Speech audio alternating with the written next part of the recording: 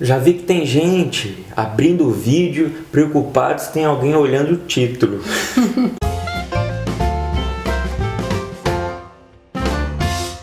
Tem gente que acha que é normal levar pornografia pra dentro do casamento e pode achar até que isso vai fazer bem. Não, mas isso com fulano não acontece. Ele é cristão, católico. Ele é de missa todo domingo, né? Mas aí é que a gente se engana. Infelizmente tem muito cristão, muito católico fazendo Besteira. Deixa eu fazer de novo essa parte. Mas infelizmente tem muito cristão e muito católico se alimentando de lavagem. Pode parecer um assunto assim de segunda instância, mas não é seríssimo, gravíssimo esse negócio aí de pornografia, dessas tranqueiradas toda aí. E às vezes pode começar com uma coisa pequena, sabe? Hoje você abre um vídeo, ou então hoje você olha para uma mulher na rua. Isto vai se tornando aos poucos um hábito e vai causando um mal enorme para o seu casamento, para o seu relacionamento. Virtude é a prática do bem,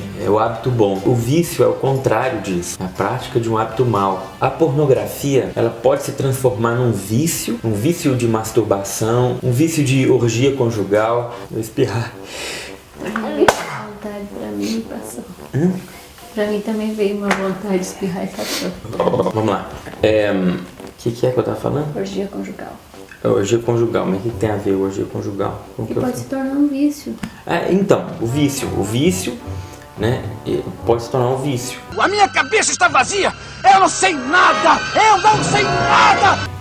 Por que eu tô falando isso? Não é da minha cabeça, não, é? Porque realmente é. Quando a gente vive tudo isso, pode causar dependência até mesmo no nosso organismo. Porque a prática da pornografia, ela libera um hormônio que vai gerando na pessoa uma dependência de sempre viver aquela sensação. Nessa linha que caminha essa questão da pornografia. Ela vai gerando um vício. Eu tenho a necessidade de viver aquela mesma sensação por diversas e diversas vezes. E quando isso se torna um hábito mesmo, a pessoa vive em função daquilo. No Evangelho de São Mateus, Jesus compara o pecado do adultério, que é um pecado grave, com o pecado do olhar e cobiçar. Olha o que ele diz. Eu, porém, vos digo, todo aquele que lançar um olhar de cobiça para uma mulher já adulterou com ela em seu coração. É interessante porque Deus conhece o nosso coração. E nenhum pecado de adultério começa assim de repente no motel. Ele começou antes. Onde? Na mente. Passou pelos olhos, a imaginação, que foi culminar com a traição. Jesus nos ensina que, antes de tudo, precisamos cuidar das pequenas coisas, do olhar, da imaginação, porque isso levará ao adultério, ao pecado mais grave. Nós sabemos hoje também que o homem que anda pelas ruas olhando para as mulheres, fica caçando as mulheres que estão por perto, é liberado no organismo desse homem o mesmo hormônio liberado quando ele está, por exemplo, caçando. Então, é como se o homem estivesse caçando o tempo inteiro, quando ele estivesse na rua, caçando. Isso, o organismo dele vai liberando esse tipo de hormônio. E quando ele chega em casa, ele está carregado aquele hormônio e quer extravasar, quer descarregar.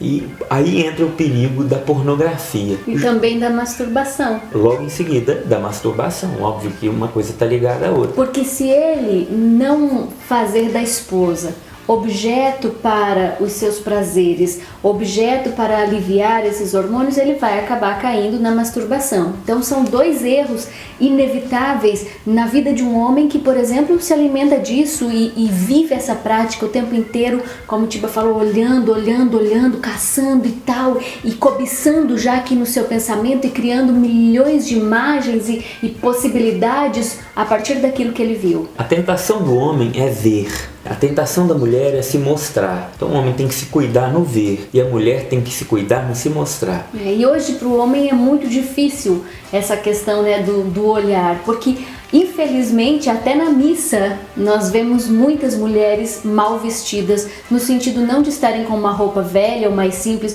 mas no sentido de falta de pudor, falta total de modéstia, se vestindo mostrando seu corpo. Missa de Natal, você vai, as meninas estão ali com o corpo todo de fora, como se estivessem indo pra praia ou pra boate, ou sabe? Nos lugares até mesmo mais sagrados não tem se vivido pudor por parte de nós mulheres, porque essa tentação tentação de nos mostrar, de querermos ser vistas, de querermos ser olhadas, de nos tornarmos objeto cobiçado. Nós, mulheres, precisamos ficar atentas em relação a isso. Com que roupa eu estou me vestindo? Com que objetivo eu estou me vestindo? O interessante é que Jesus diz isso num contexto de época muito diferente da época que a gente vive hoje. As mulheres no tempo de Jesus se vestiam muito bem mais compostas do que as mulheres de hoje em dia, né? Alguma dúvida disso? Nenhuma, né? Jesus diz para aqueles discípulos que, ao olharem para as mulheres e cobiçarem aquelas mulheres, eles estariam adulterando em seus corações. O que não diria para nós hoje? Se nós não queremos terminar num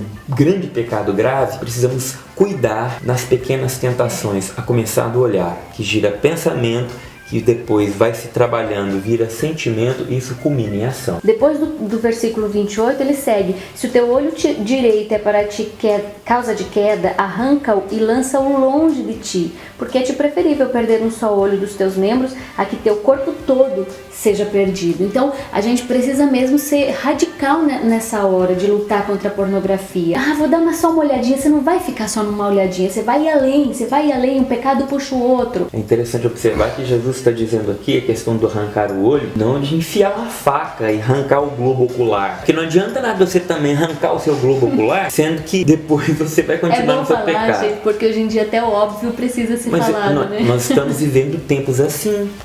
Bom, recado dado. Muitos casais, até mesmo casais cristãos, pensam assim: mas a gente precisa apimentar a relação, então precisa de um videozinho mais picante antes da gente se relacionar sexualmente. Para mulher isto não é bom e muitas acabam se sujeitando a isso, mas não é para nós fonte de prazer. Pode até ser para o homem, mas não é para nós. E a gente se sujeita com medo: mas se eu não fizer com ele, ele vai fazer com outra. O amor é apimentado num relacionamento pelos gestos concretos do dia a dia. A gente já falou sobre isso em outro vídeo. Quando que começa a relação sexual para a mulher? Quando é que ela tem início? É logo de manhã cedo, é com os gestos, com as atitudes do homem ao longo de todo o dia. E como é que é para o homem? Sim, mulher, você vai colocar uma roupa mais cuidadosa naquele momento, você vai se arrumar, você pode conferir outro vídeo que ele tem ótimas dicas, mas definitivamente não é levando pornografia para sua casa. Porque é diferente a sexualidade do homem e da mulher. E o homem,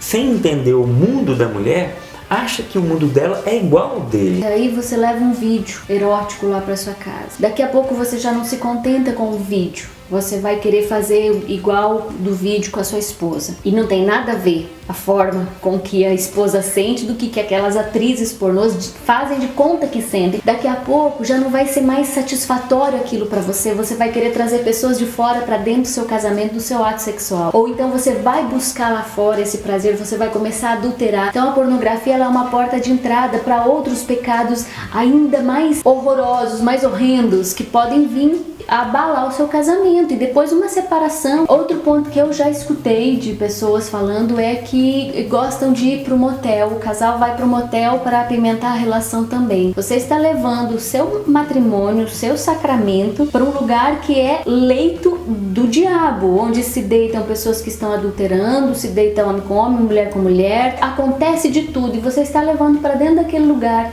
o seu sacramento. Esse descontrole pela pornografia pode gerar até mesmo taras. A gente vê tantos estupros acontecendo, tantas agressões sexuais, tantos desequilíbrios. Mas comigo não acontece. Mas se entrega pra você ver se não acontece. Vai dando vazão. Entendeu? Acontece, isso é muito sério, muito grave. E é um desequilíbrio sexual da pessoa mesmo, que precisa ser tratado, precisa ser cuidado. Começou aonde? Começou na busca com a pornografia muitas vezes. É um vídeo mais sério hoje, né? Mas nós somos... tão sério. Mas é que o tema é sério, não pode ser tratado de qualquer jeito. Tá certo. E é algo que tem destruído tantos casamentos, tem destruído tantos lares. Gente, olha, hoje não precisa de muita coisa para se ver pornografia. Hoje você liga uma televisão... Sim, o próprio celular.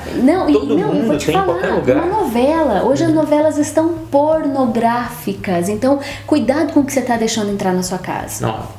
Cuidado para que você não deixe seu celular nas mãos de seus filhos pequenos. Cuidado com o que você acessa, isso é muito sério. Cuidado com o que você cultiva na sua mente, porque isso pode se transformar num vício e acabar com o seu relacionamento. Transformar o seu relacionamento, que poderia ser algo bonito, romântico, uma verdadeira confusão e desequilíbrio. É isso aí. Deus abençoe você, seu casamento, seu namoro, você que está aí se preparando. Valeu, gente. Valeu, gente. Tchau. Um abraço.